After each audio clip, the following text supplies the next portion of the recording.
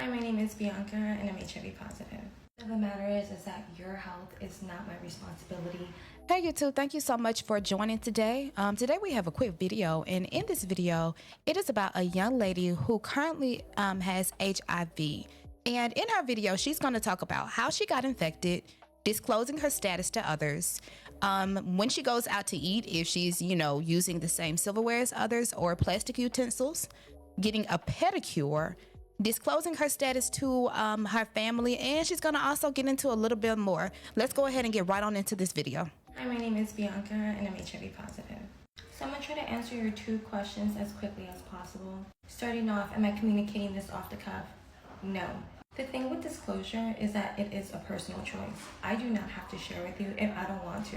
So when it comes to HIV disclosure, you want to ask yourself 4 questions. Who am I disclosing to? Why am I disclosing? What am I disclosing? Everyone doesn't need to know everything. And where am I disclosing? If I'm going to tell someone that I'm HIV positive, I have to feel like I can trust that you're going to hold space for what I'm saying. And on top of that, I need to make sure that I'm going to be safe. The truth of the matter is that your health is not my responsibility, and the way that you perceive me is not my responsibility either. If that bothers you so much, you should not be having casual sex nor engaging in hookup culture, because the likelihood of someone disclosing while engaging in casual sex is very low. Lastly, all of my encounters are unprotected. So based on my comments, there are a lot of people that don't know the difference between AIDS and HIV, and I would love to explain that. So HIV is a virus that is acquired through sexual intercourse, infected needles, or people that are born with the virus itself. What HIV does is that it basically destroys your immune system by attacking fighter cells in our system, specifically the T cells and CD4 cells. AIDS is late stage HIV, so a more advanced, more progressed version of HIV. There are 2 requirements that need to be met in order for you to be diagnosed with AIDS. The one I'll be talking about in this video is the CD4 cell count. If your CD4 cells drop below 200, you have officially entered AIDS territory. When I was diagnosed, my CD4 cell count was around 220, 230. So although I only had HIV for a few months, I almost had AIDS. Before anyone says that HIV and AIDS are real. Yes, I do know who infected me. It's a pretty lengthy story, and I have several YouTube videos talking about it. It's not something that I'm ready to discuss yet on this platform because multiple things happened with this person and I get a lot of judgment for it. But the point is that he knew he was HIV positive, and due to the stigma or whatever situation he had going on in his mind, he refused to get medication. This person was extremely narcissistic and psychopathic. When I told him that I tested HIV positive, he told me he was never going to leave me. And I was kind of confused because wouldn't you want to go to the doctor like right away? But no, we were not allowed to talk about it. We were not allowed to discuss medication. Our biggest fights was me trying to get him to go to the doctor. I left him because I found out he was having unprotected sex with other women.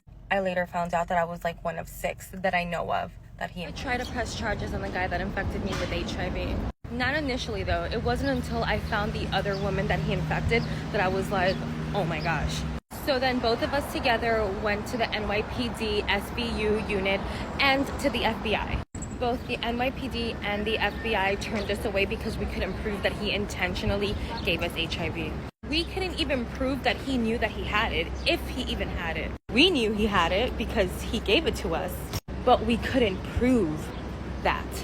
That's why these cases are so hard to prosecute, because unless they wrote or said it in some manifest or wrote it on a text to you, there is no way to prove that they intended to infect you with HIV. And this guy didn't even talk about it, even when we told him. I agree with you. If your spouse cheats on you, honestly, they don't care about your health or your well-being overall. However, I did not get HIV from my ex because he cheated on me. I started getting symptoms 1 month after I met him. The reason that I brought up his infidelity is because I was not ready to accept that he intentionally infected me and was intentionally infecting other women with HIV.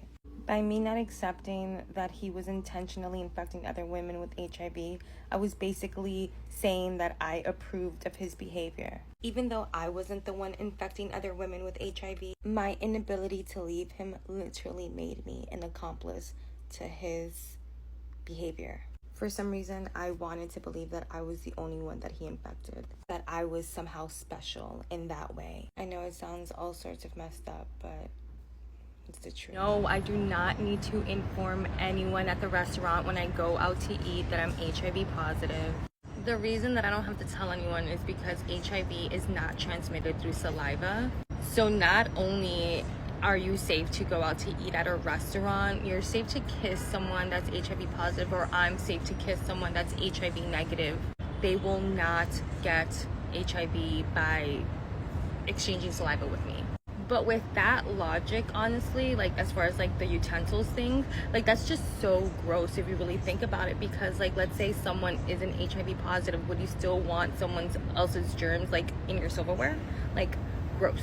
There was actually a period of time that I requested plastic utensils everywhere that I went because I used to work at a restaurant, and honestly like it just grossed me out, just the thought of like everyone using the same utensils. I don't know why, like that was just like crazy to me. But yeah, I hope that answers your question. Like you are safe, or I am safe rather, to slobber all over someone who is HIV negative and they will not get anything. I'll just keep on harping down on this manicure pedicure thing. And no, honey, I am not defensive. I am a Latina. This is what we call being passionate. And I will admit that I am extremely passionate about talking about HIV and ending the stigma. So this person is talking about that I should be doing my part to protect other people the way that I would have wanted to be treated or protected. Let's break that down. My part is to take my medication, hold up, which I do to ensure that I remain undetectable. Okay?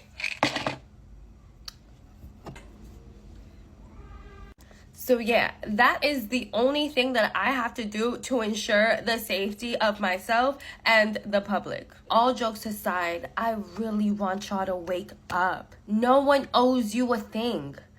No one owes you nothing. No one owes you the truth. No one owes you honesty. No one owes you protection. The only one that you can count on to protect you and to be honest with you is God.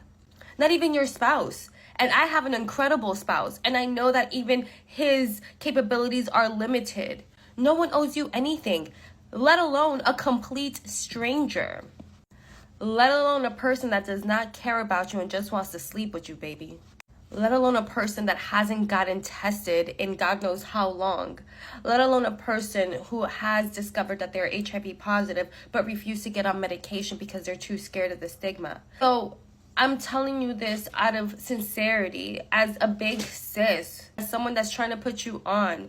The only way that you are going to ensure your safety is by you taking the right steps and making the right and wise decisions. The rest is up to God. Because let me tell you something, that things still happen. Disasters, tragedies, hard things still happen in life. And baby, that's just part of life. You can't be protected from everything. Let go of the entitlement and start living your life safely.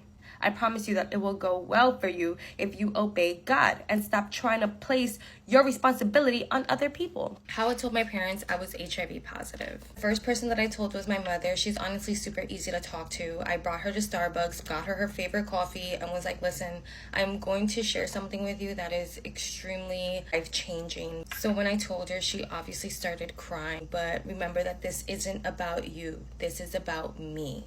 When it comes to HIV diagnosis, people kind of internalize that diagnosis as if it impacts them and their lives, because the guilt and the shame surrounding HIV is very strong still. And she was just devastated. But she went and she did her own research, and honestly, she is like my #1 fan right now. Now, when it came to my dad, it was a totally different story. The reason that I told my mom was basically a cry for help, because I was still with my ex and I needed help leaving that situation. I was hoping that sharing that horrible thing that he did to me would make me want to leave him. And honestly, I just wasn't ready to leave, so I stayed for another 3 months after that conversation with my mom. And when it came to my dad, it was totally different. I told him after we were broken up, because there was no way that I would be able to share something like that with my dad and still be with the person who tried to destroy my life intentionally. Now, something about my dad, he's very Christian, and I used to be very Christian. But I tell him, and I was so scared that he was going to judge me or give me a sermon, but he didn't react like that at all. He was actually pretty stoic about the whole thing, and that hurt me even more, because I was expecting some sort of reaction from him. But honestly, I think deep down inside he was just trying to hold it together, because seeing his one and only daughter once serving the Lord with all of her heart and all of her might, never even thinking about sex outside of marriage, now being diagnosed with HIV. So we didn't really talk about it, and honestly that really got me upset. I got on a plane and popped up on him. I wanted him to see me healthy and happy and thriving. I wanted him to see that God still loved me. In the last 5 years, we haven't really talked about it, my father and I. Maybe one day we will. That's basically how I told my parents. The rest of my family found out the same time y'all did, on the internet. But I spoke to my brothers about it before I went public, so they heard it from me and not from the internet. That was very important for me. I hope that this inspires someone to disclose to their family, because honestly, HIV can be very isolating, and the more you share your story and tell people about your diagnosis, the better and quicker and easier your healing journey is going to be. I love you guys. Mwah.